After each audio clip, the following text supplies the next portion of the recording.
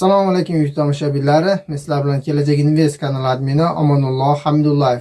Bugungi roligimizda zamonaviy uy proyektlar bo'yicha jam o'lchamlari 24 ga 30 bo'lgan 2 qavatli uy profitkasiga taqdim etamiz. Video davomida profitkasi hamda bitgan holdagi 3D modellar bilan sizlarni tanishtirib o'tamiz. Agar sizga uy proyektimiz kerak bo'ladigan bo'lsa, ekrandagi raqamlarga murojaat qilishingiz mumkin yoki bo'lmasa pisanda ham Telegram telefon raqamlarimizni qoldiramiz. U yerdan o'tib ham murojaat qilishingiz mumkin. Agar kanalimizga yangi bo'lsangiz, albatta obuna bo'lib, qo'ng'iroq tugmachasini bosib qo'ysangiz, bizdan chiqayotgan eng so'nggi videolarni birinchilardan ko'rasiz. Videomiz yoqsa like bosib, fikrlar esa kommentariyada yozib qoldiring. Qani bo'lmasam do'stlar, videomizni boshladik.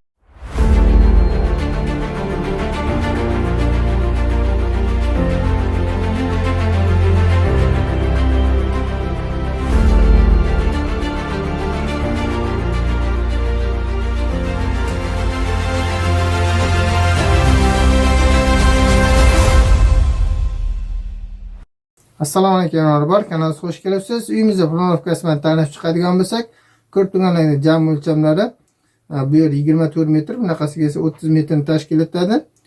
Uyimiz asosan jam o'lchami o'zi 39 metr bo'lgan, shuning uchun bu yerda alohida joy olib qo'yilgan bu tomonga.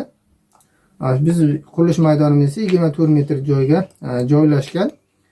Bu yerda darvozxonada kirish qismida ko'rib turganda ikkita mashina bemalol sig'adigan naves qilingan darvozaxonamiz. Bu yer usti yopiq holatda bo'ladi. Darvozaxona kirishda bitta alohida mehmonxona qilingan, bir qavatli qilib ko'rib turganlaringizdek.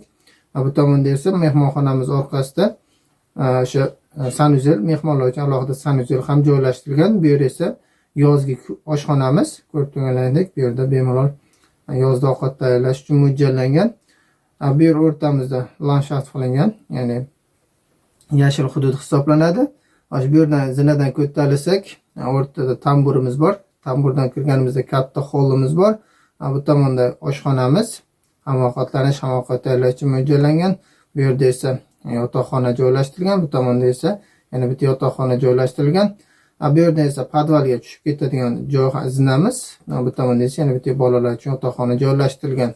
Hamda uyimiz orqa tomonidan ham yana bitta alohida sanuzelga kirish imkoniyati bor. Bu yerdan zinamiz oldin ham kirib ketsangiz bo'ladi, hamda orqa hovliga chiqib ketadigan eshik ham shu yerga joylashtirilgan ko'rib turgandik.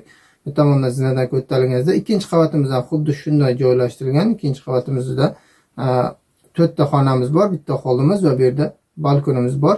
Ana shu holatda o'zida chiqqan. Agar kimda kerak bo'ladigan bo'lsa, kimga proyekt kerak bo'ladigan bo'lsa, bemalol ekrandagi raqamlarga yoki bo'lmasa opsiyadan telefon raqamlarimizga murojaat qilishingiz mumkin. Hozirlar bilan 3D modellarni tanishib chiqamiz, xudo xolasa. Uyimizni 3D model bilan tanishib chiqadigan bo'lsak, ko'rib turganlaringdek bu yuqoridan ko'rinishi ham juda chiroyli chiqqan uy planovkamiz. Mana bu holatda ko'cha tomondan ko'rinishlari.